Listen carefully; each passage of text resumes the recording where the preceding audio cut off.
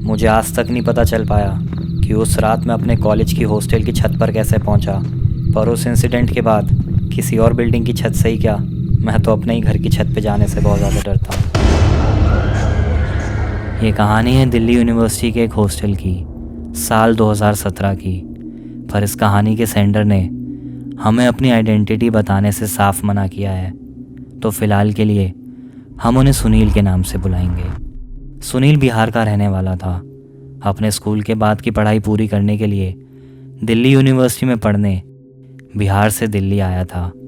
दिल्ली में पहली बार आया था और उसका कोई रिश्तेदार या दोस्त भी नहीं था जो दिल्ली में रहता हो, तो उसके घर वालों ने उसे कॉलेज के हॉस्टल में ही एडमिशन दिला दिया था। कॉलेज और हॉस्टल की लाइफ के बारे में बहुत सी अनगिनत बातें सुन के वो हॉस्टल में रहने को बहुत एक्साइटेड था, पर उसने ये अपने सपने में भी नहीं सोचा था कि यही हॉस्टल की लाइफ उसकी लाइफ का सबसे भयानक चैप्टर बनने वाला था। हॉस्टल का पहला दिन था और जैसे हर कॉलेज और हॉस्टल में रैगिंग होती है, सुनील के साथ भी रैगिंग हुई। जो लास्ट ईयर के बच्चे थे उन्होंने सुनील को बड़ा ही सिंपल सा टास्क दिया, सेकेंड फ्लोर के रूम नंबर 205 में जाकर उसकी विंडो से बाहर उनको वेव करने का। सुनील को लगा कि ये तो यूं ही हो जाएगा, तो वो सेकेंड फ्लोर को चल दिया।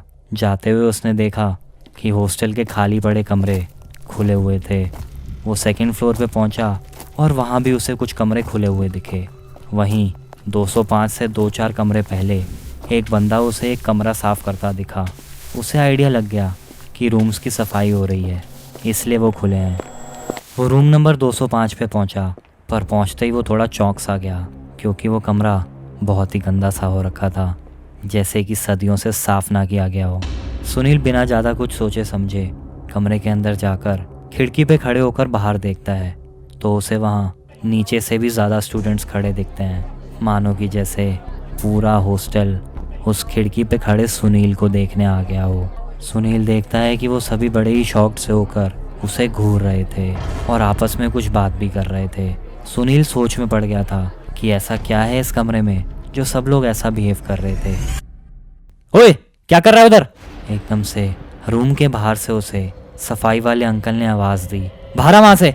सुनील तुरंत ही कमरे से बाहर निकल गया। उस स्वीपर ने सुनील को बड़ा ही अजीब सा लुक दिया और सुनील चुपचाप आगे बढ़ता गया। वहाँ से थोड़ा दूर पहुंचकर सुनील ने पीछे दोबारा देखा, तो उसे वो स्वीपर उस कमरे के बाहर से ही पोछे के पीछे डंडा बांधकर उसे उल्टा सीधा साफ करता दिखा, और 2-3 बार साफ करके उसने तुरंत उस कमरे में ताला लगा दिया। अब सुनील श्योर हो गया था कि ज़रूर उस कमरे में कुछ गड़बड़ है। नीचे जाकर उसने स्टूडेंट से पूछा, पर किसी ने उसे कुछ नहीं बताया। वो अपना कमरा नंबर पता करता है, तो उसे पता चलता है कि उसे कमरा नंबर 204 अलॉट किया गया है। उसी कमरे के ठीक बगल वाला कमरा जिसमें सुनील को जाकर वेव करने को बोला गया था। सुनील के साथ रूम शेयर करने वाले लड़के ने अपना कॉलेज शिफ्ट करा लिया था, तो वो अब उस कमरे में नहीं रहता था। सुनील को अकेले ही रूम नंबर 204 में रहना पड़ा। शुरुआती दिनों में सब ठीक था। धीरे धीरे सुनील के कुछ दोस्त वगैरह भी बनने लगे थे और थोड़ा बहुत उसके अपने सीनियर से भी बात होने लगी, पर यह खुशी और चैन सिर्फ यहीं तक का था। एक दिन ऐसे ही हॉस्टल की मेस में डिनर करते हुए अचानक सुनील ने अपने सीनियर से पूछ लिया, यार एक चीज़ बताओ, मेरे फर्स्ट डे पर आपने रैगिंग में मुझे उस कमरे में जाने को क्यों बोला? ऐसा क्या खास है उस कमरे में? अबे तुझे इतने महीने हो गए यहाँ पे और तुझे अभी तक किसी ने उस कमरे के बारे में नहीं बताया? नहीं, जब मैंने किसी से पूछा था तब किसी ने कुछ बताया ही नहीं, और फिर उसके बाद मैंने दोबारा पूछा भी नहीं। अच्छा, तुझे ये पता है कि हॉस्टल की छत पे ताला क्यों लगा है? नहीं ना। दरअसल बात कुछ ऐसी है कि 3 साल पहले उस कमरे में रह रहे लड़के ने हॉस्टल की छत से कूदकर अपनी जान ले ली थी। तब से उस कमरे को हॉन्टेड माना जाता है। लोग कहते हैं उस लड़के की आत्मा आज भी उस कमरे में रहती है। कई लोगों ने उसे उस कमरे की खिड़की पे भी खड़ा देखा है, इसलिए उस कमरे में जाने से हर कोई बहुत ज़्यादा डरता है। रहने दो आप यार, इतना भी पागल मत बनाओ मुझे। उस टेबल पे बैठे सभी लोग हंसने लगते हैं। रात को सुनील अपने कमरे में लेटा हुआ यही सोचता रहा कि क्या सही में उसके कमरे के बगल वाला कमरा हॉन्टेड है। उसके सीनियर्स की सुनाई कहानी क्या सच्ची है? सुनील यही सब सोच रहा था, तभी उसके कमरे का दरवाज़ा किसी ने खड़काया। सुनील उठकर तुरंत गेट खोलता है, पर गेट खोलने पर उसे कमरे के बाहर कोई नहीं खड़ा दिखता। वो कमरे से बाहर निकलकर कॉरिडोर में दोनों तरफ मुड़कर भी देखता है, पर तब भी उसे पूरे कॉरिडोर में कोई नहीं दिखता। उसे लगा कि ज़रूर उसके दोस्त या सीनियर्स उसे डराने की कोशिश कर रहे हैं। वो ये सब सोचकर वापस से अपने कमरे के अंदर को गया। कमरे के गेट पर खड़े उसे अचानक से अपने बगल वाले कमरे के गेट के अंदर से वही दस्तक सुनाई दी। सुनील उसे सुनते ही एकदम सुन वहीं खड़ा हो गया, मानो जैसे कि उसके पैर उसी जगह जम गए हों। कुछ ही पल बाद हिम्मत करके सुनील वापस से कमरे के बाहर गया और बड़ी गौर से उस कमरे के दरवाजे को घूरने लगा, इस उम्मीद से कि वो दस्तक उसे दोबारा सुनाई देगी। पर वो दस्तक उसे दोबारा नहीं सुनाई दी। सुनील सच जानने को इस कदर तक उतावला हो गया था कि उस कमरे के दरवाजे से अपना कान तक एकदम चिपकाकर वो उसी आवाज़ को सुनने की कोशिश करने लगा। सुनील अपना कान कमरे के दरवाजे पर चिपकाए खड़ा था, पर कमरे के अंदर से कोई भी आवाज़ नहीं आई। सुनील वापस से अपने कमरे के अंदर जाकर लेट गया और उन सब चीज़ों को अपना वहम सोचकर वो उस रात सो गया। पर कोई बड़ी बेसब्री से उसके बगल वाले कमरे में इंतज़ार कर रहा था। अगले दिन सुनील जब अपने कॉलेज से वापस आकर अपना कमरा खोलता है तो उसे अपनी अलमारी खुली पड़ी मिलती है और कमरे का दूसरा बेड थोड़ा सा बिगड़ा हुआ सा दिखता है, जैसे कि कोई उस पर लेटा या बैठा हो।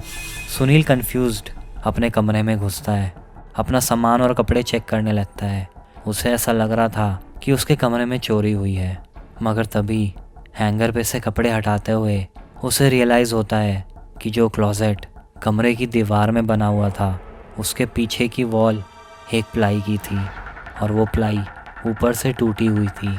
सुनील एक कुर्सी लेकर ऊपर चढ़कर टूटी हुई प्लाई के पार देखता है तो उसे कमरा नंबर 205 के अंदर का दृश्य दिखता है और उस कमरे की खिड़की पे उसे वही लड़का खड़ा दिखाई देता है। उसे देखते ही सुनील की सांस अटक जाती है। तभी वही लड़का धीरे धीरे अपनी मुंडी पीछे की ओर घुमाने लगता है, जैसे वो अपनी मुंडी घुमा रहा होता है। उसके मांस कटने की आवाज़ सुनील को बड़ी साफ सुनाई देती है। धीरे धीरे वो अपनी मुंडी पूरी तरह से पीछे की ओर घुमा लेता है। सुनील उसकी शक्ल देखता है, उसकी आंखें खून से एकदम लाल थी और जबड़ा टूटा हुआ लटका सा था और सिर पे इतनी गहरी चोट थी कि उसका टूटा हुआ स्कल साफ दिख रहा था। ये खौफनाक मंजर देखते ही सुनील पीछे को गिर गया और सीधा अपने कमरे से बाहर भागा। वो नीचे वाले फ्लोर पर अपने दोस्त के पास पहुंचा, उसे सब बताया और उसे अपने साथ ऊपर भी लाया। पर जब वो वापस कमरे के बाहर पहुंचे तो सुनील के अपना कमरा देखने पर एकदम होश उड़ गए। सुनील और उसके दोस्त ने देखा कि कमरा एकदम ठीक हालत में था, ना ही कोई क्लोजेट खुला हुआ था और ना ही कोई उसके बगल वाला बेड जरा सा भी बिगड़ा हुआ था। सुनील का दोस्त थोड़ी देर को उसके कमरे में उसके साथ बैठता है और उसे समझाता है कि ये सब जो भी हो रहा है वो सब कुछ सिर्फ उसका वहम है, क्योंकि उसे इतने महीने हो गए थे वहाँ रहते हुए बिना कुछ एक्सपीरियंस करे। और जैसे ही उसे सीनियर्स ने बगल वाले कमरे की कहानी सुनाई, उसके साथ अजीब चीज़ें होने लगी। सुनील को अपने दोस्त की बात ठीक लगी और वो थोड़ा शांत हो गया। उसके शांत होने के बाद सुनील का दोस्त वापस चला गया। सुनील क्यूरियोसिटी में अपनी अलमारी खोलकर देखता है और उसे अलमारी के ऊपर वाली प्लाई टूटी हुई दिखती है, पर उसकी हिम्मत नहीं होती दोबारा उस तरफ देखने की।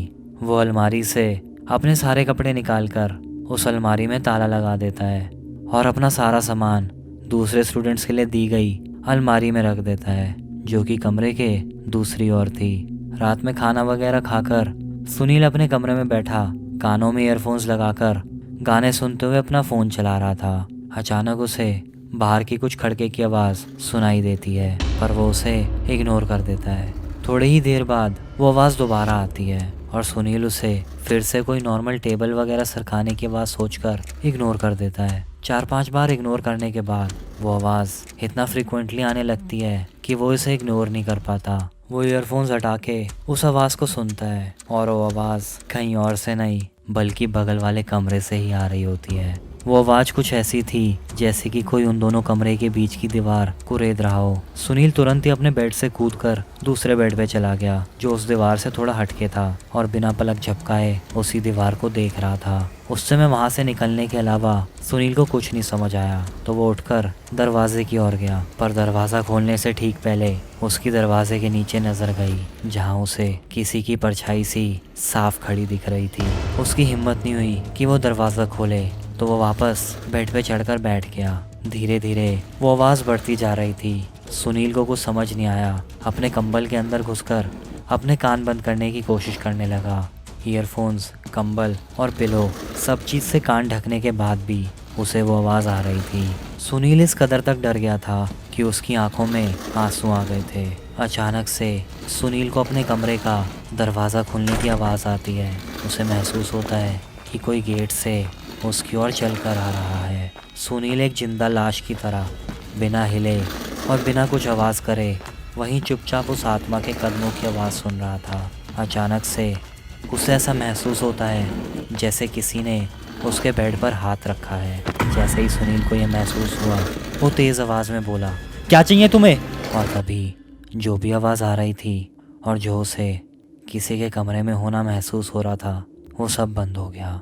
हिम्मत करके उसने अपना मुंह बाहर निकाल कर कमरे में चारों तरफ नज़र घुमाई पर उसे कमरे में कोई नहीं दिखा। इस सब के बाद उसने ठान लिया था कि वो कल ही अपना रूम चेंज करवाएगा और उस रात वो इस कदर तक डर गया था कि उसने एक सेकंड के लिए भी अपनी आंखें नहीं बंद करी। अगले दिन वो वार्डन के पास जाकर रूम चेंज करने की रिक्वेस्ट करता है पर बदकिस्मती से हॉस्टल में एक भी रूम अवेलेबल नहीं था। सुनील परेशान हो गया था कि अब वो क्या करे। कल रात के इंसिडेंट के बाद उसके अपने कमरे में एक सेकंड रुकने की हिम्मत नहीं थी। मेस में परेशान बैठे हुए जब उसके दोस्तों को उसकी परेशानी का पता चला तो एक दोस्त ने उसे कुछ दिन अपने कमरे में रहने को बोला क्योंकि उसका रूममेट कुछ दिनों के लिए अपने घर गया था और उसके वापस आने से पहले बाहर कोई पीजी ढूंढने का सुझाव दिया। सुनील तुरंत मान गया। वो अपना 2-4 जरूरी सामान लेकर उसके कमरे में शिफ्ट हो गया पर बात कुछ इस कदर तक बढ़ चुकी थी कि उस भूत का प्रभाव सिर्फ उस कमरे के आसपास तक नहीं सीमित रहा था। सुनील और उसका दोस्त अरुण रात होते ही सो गए। आधी रात को करीब 3 बजे सुनील की अचानक आंख खुली। उठकर वो देखता है कि उसका दोस्त अरुण कमरे में नहीं होता और कमरे में एक अजीब सा कोहरा भरा हुआ सा था। सुनील चारों ओर देखता है तो उसे अचानक रियलाइज होता है कि वो अपने कमरे में यानी 204 में मौजूद है। सुनील के होश उड़ गए। वो सोच में पड़ गया कि वो वहां तक कैसे आया। तभी अचानक उसकी अलमारी लगे हुए ताले को तोड़ते हुए झटके से खुलती है और धीरे धीरे अलमारी के अंदर से उसी भूत की परछाई बाहर आती दिखती है। सुनील की उसे देखते ही सांस अटक जाती है। सुनील तुरंत वहां से उठकर बाहर भागता है और वो परछाई उसी के पीछे भागती है। कमरे से बाहर निकलते ही सुनील पीछे मुड़कर देखता है तो उसे वही घिनौने चेहरे वाला लड़का साफ साफ अपने पीछे भागता दिखता है। सुनील एक सेकंड को भी उसके चेहरे से नज़र नहीं हटा पाता और पीछे देखता चिल्लाते हुए भागता चला जाता है। तभी हॉस्टल की सीढ़ियाँ आ जाती हैं और पीछे देखने के कारण सुनील उन सीढ़ियों से गिर जाता है और गिरते ही बेहोश हो जाता है। थोड़ी देर बाद सुनील की आँख खुलती है और वो देखता है कि हॉस्टल के सारे स्टूडेंट्स उसे घेरे खड़े होते हैं। वो एकदम उठता है पर जैसे ही वो खड़े होने की कोशिश करता है उसे अपने पैर में बहुत तेज़ दर्द होता है। वो नीचे को देखता है और उसे अपना एक पैर टूटा हुआ दिखता है। उसके पैर की हड्डी बाहर को निकली दिख रही थी। वार्डन और कुछ और स्टूडेंट्स मिलकर उसे पास के एक हॉस्टल तक लेकर गए। काफ़ी ब्लीडिंग और गहरी चोट होने के कारण सुनील को फ्रैक्चर लगाकर वहीं एक दिन के लिए ऑब्जर्वेशन में रखा। सुनील के घर पे भी इन्फॉर्म कर दिया गया था ताकि उसके घर से उसे कोई लेने आ जाए। भले ही सुनील का पैर टूट गया था पर उसे खुशी थी कि वो उस हॉस्टल से जान बचाकर बाहर निकल गया। पर सुनील ये नहीं जानता था कि ये कहानी अभी तक ख़त्म नहीं हुई थी। अगले दिन शाम के टाइम सुनील के कुछ दोस्त उसके पास थोड़ी देर को रुके। उन्होंने उससे पूछा भी कि वो कल रात में बाहर क्यों गया पर सुनील के पास उसका कोई जवाब नहीं था। रात होने से पहले सुनील के दोस्त वापस हॉस्टल चले गए। सुनील के दोस्तों के जाने के बाद अकेलेपन में सुनील को अजीब सी बेचैनी और डर सा लगने लगा। वो बस इस इंतज़ार में था कि कब कोई उसके घर से आके उसे घर लेकर जाए। परेशानी कम करने के लिए सुनील सोने का सोचता है पर आंखें बंद करते ही उसे उसी भूत का चेहरा अपनी आंखों के सामने दिखाई दे रहा था। सो ना पाने की वजह से वो बाहर से किसी नर्स को बुलाता है और उसे अपनी तकलीफ़ बताता है। नर्स सुनील को एक नींद की गोली देकर चली जाती है। वो दवाई खाने के ही बाद सुनील को बहुत गहरी नींद आ जाती है। सोते हुए सुनील को एक सपना आता है कि वो किसी बिल्डिंग की छत पे खड़ा है, पर अपनी ज़िंदगी में उसने कभी वो छत नहीं देखी होती। वो पहचान नहीं पाता कि वो असल में है कहाँ पर। तो उस छत के कोने में जाकर नीचे देखता है तो उसे पता चलता है कि वो अपने हॉस्टल की छत पर खड़ा है। अचानक सुनील सपने में चलते हुए छत पे मौजूद लोहे की ग्रिल पार करने लगता है। सुनील अपने आप को रोकने की कोशिश करता है, पर सपने में उसका अपने शरीर पे बिल्कुल भी काबू नहीं होता।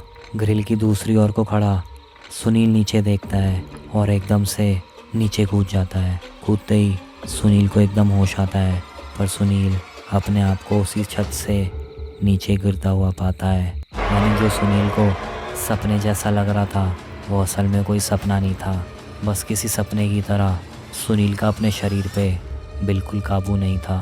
सुनील ज़मीन पे पैरों के बल गिरता है और गिरते ही अपना होश खो देता है। हॉस्टल वाले तुरंत ही सुनील को दोबारा हॉस्पिटल लेकर जाते हैं।